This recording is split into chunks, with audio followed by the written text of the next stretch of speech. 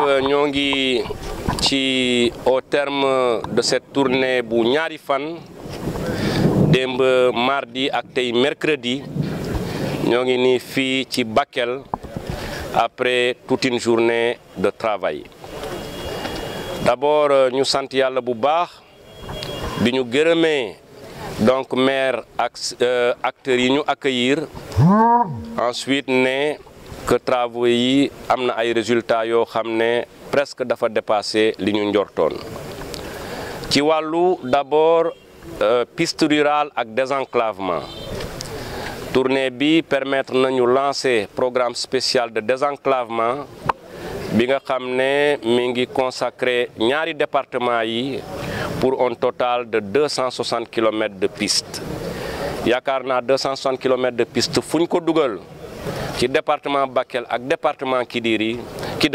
département Goudiri dina am lu bëri lu changé ci wàllu mobilité. Également travaux yi permettre na ñu évaluer fan le troisième tronçon route Tamba Bakel bi tollu. Tronçon boobu moo jóge Kidira di dem Bakel. AGEROUTE ak techniciens yi confirmé nañu comité régional de développement bi que ouvrage d'art yëpp pare na. Comme nag ñoo ngi dugg ci nawet xam naa travaux yi dinañ ko arrêter un peu mais dès la sortie de l'hivernage dinañu entamer travaux yi jeexal ko ci ni mu gën a gaawee mu mel ni tronçon Tamba Goudiri ak tronçon Goudiri Kidira. ci wàll boobu ñëpp félicité nañu AGEROUTE félicité également entreprise bi ciy liggéey mais ñaanaat naa leen nañu encore yokk seen concentration yokk seen engagement pour que ñu mun a jeexal troisième tronçon bi ci ay anam yu gaaw nga xam ne boo jógee Tambacounda yaa ngi dem directement Bakel sans arrêt et sans difficulté. Réalisation route boobu nag déjà am na lu mu soppi lu bëri ci en tout cas région de Tambacounda ak ci axe bi muy traversé yëpp donc suñu yaakaar mi ngi gën a yokku que dynamisme économique bi ak dynamisme social bi réalisation infrastructure routière yi dina ko mun a donc régler. ñu teg ci parking gros porteur toujours ci wàllu infrastructure routière. Ce matin foofu la ñu njëkkee def tournée visite gis nañu ne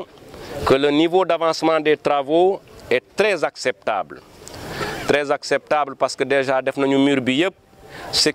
sécuriser nañu également donc assiette bi. Par contre am na contrainte bu ndaw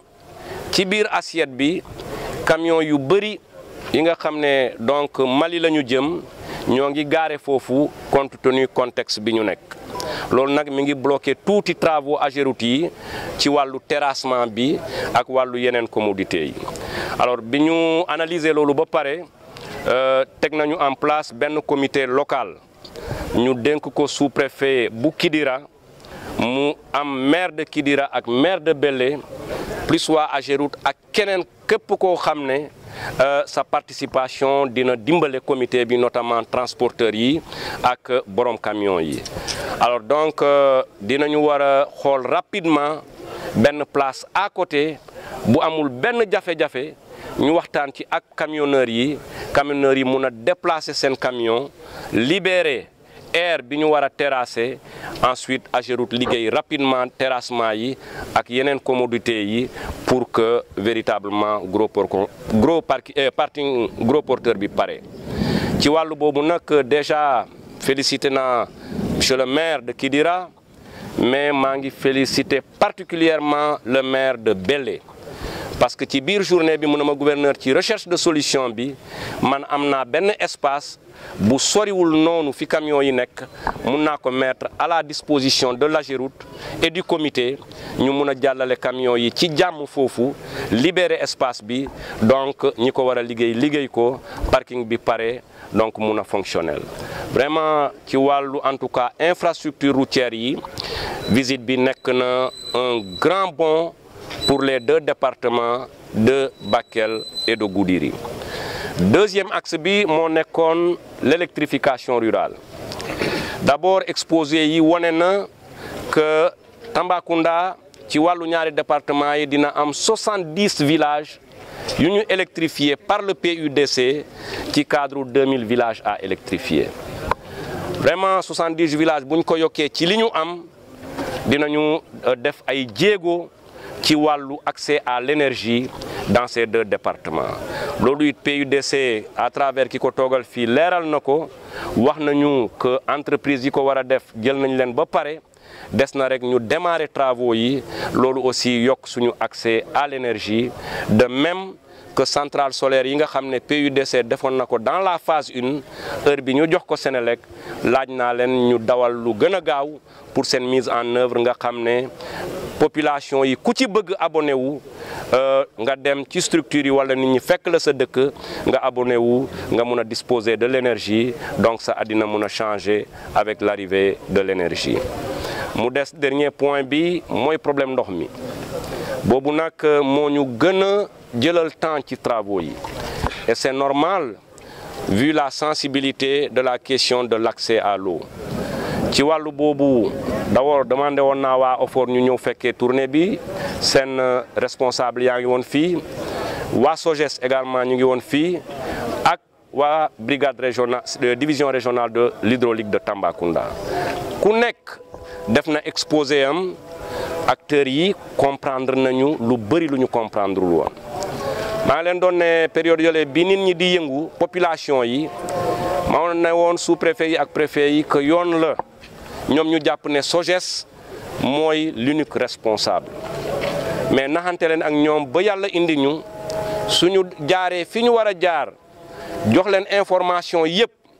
dinañu xam ne que mbirum ndox mi ñetti entité ñoo ko yor présentement au Sénégal.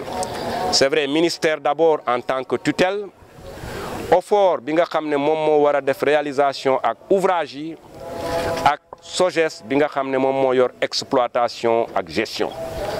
alors ci wàllu boobu wax nañu waa OFOR que lépp lu ñu programmel pour région bi ñun équipe régionale de développement bi dinañ ko accompagner pour que forage yi ñu bindal région de Tamba ñu mun ko réaliser ak yeneen système yëpp. Concernant maintenant la SOGES donte ñu ngi leen di soutenir parce que réforme état la te ñun ay commis de l'état la ñu amuñu beneen posture bi ñu war a am lu dul soutenir les réformes qui ont été décidées par les pouvoirs publics mais nañu gën a taxaw. nee naa leen mënuma admettre que ñu toog fii à Kidira wala à Bakel seen antenne amul benn pompe bu ñu stocké benn matériel bu ñu stocké nga xam ne panne bu amee il faut ñu yónnee ba Dakar mu jël ay jours ñu soog ko indiwaat loolu c'est fini parce que c'est inadmissible ñoom it nangu nañ ko. Déjà dinañu fi prépositionner tout ce qu'il faut comme pièce de rechange dinañu prépositionner aussi à Koupentoum tout ce qu'il faut comme pièce de rechange ak ay oto plus ay techniciens yi nga xam ne dès que ñu signaler une panne dans les heures qui suivent ñu yegg ci lieu bi diagnostiquer panne bi defar ko mun a permettre population ñu am ndox. donc daal monsieur le maire suñu globalisé yëpp. Je pense que ça a été une très bonne tournée pour les 2 départements de Goudiri et de Bakel et nous espérons que loolu dina davantage changer conditions économiques et sociales yi suñu mbokk yi doon dund dans le sens de leur amélioration di leen sant di leen ne jaajëf.